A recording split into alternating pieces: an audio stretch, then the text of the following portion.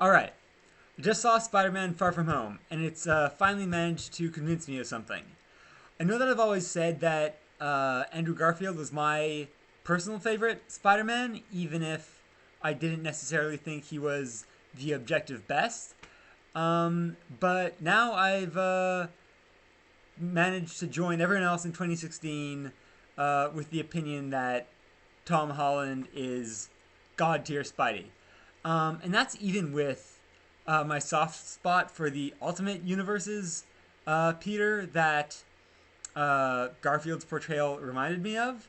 I still think that Garfield was like a fresh breeze of cavalier air after the somewhat dour take by Tobey Maguire, who didn't even like really do badly at what he was doing. It just didn't like necessarily hit the right notes for me. All of them, but I've really, I don't know. I've come and gone on him over the years. Like right now, I think that he is pretty good at the thing he was doing. It just might not have been my favorite thing for him to be doing. Whereas Garfield and Holland capture um, more of that like somewhat manic energy that Spider-Man really expresses when he's uh, you know swinging around and doing his thing. But yeah, so even besides the fact that I now agree and that um, Tom Holland's just excellent at capturing all the best aspects of Spider-Man, including the ones in the Ultimate Universe that really made me care about the character in childhood. Um, I think that the like movie is like the best like outing for the character like too, like just overall, even like aside from Holland's performance. Again, it goes back like like for to me, to my mind, it reminded me of a lot of what I loved about the Ultimate comics too. It's that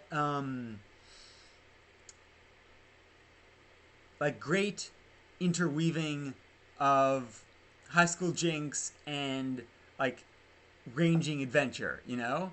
Like it gets epic when it wants to be, but it still has like, one foot in like stuff that should be grounded, uh, even if it doesn't feel like that to the people who are involved with it. You know what I mean? Like it's that whole like high school emotion thing, you know?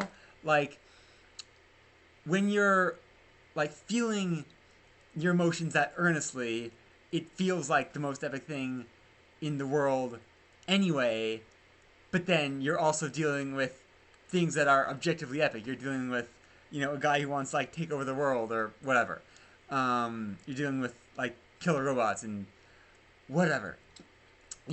So you have stuff that like feels epic, and you have stuff that's objectively epic, and it's and like the a lot of the best Spider-Man stories blend those two elements wondrously, and this movie really hit that hard. Because I mean, previously, I mean, like, Homecoming is like it everything revolved around the high school stuff, even the villain.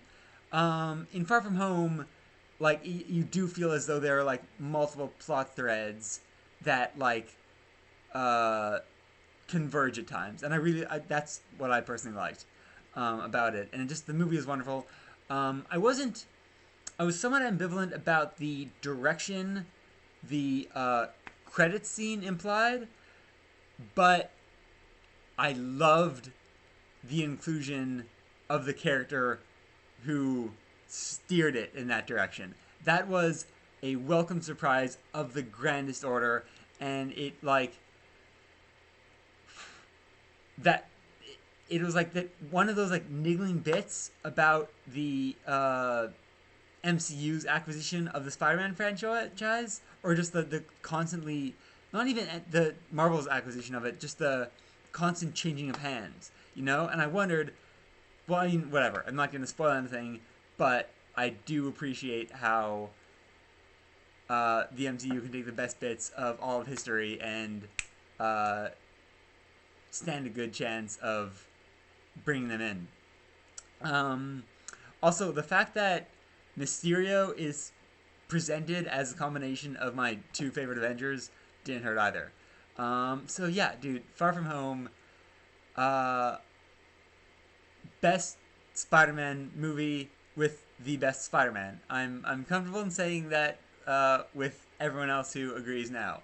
So yeah, that's like no news to anyone else. It's not even really news to me, but there it is.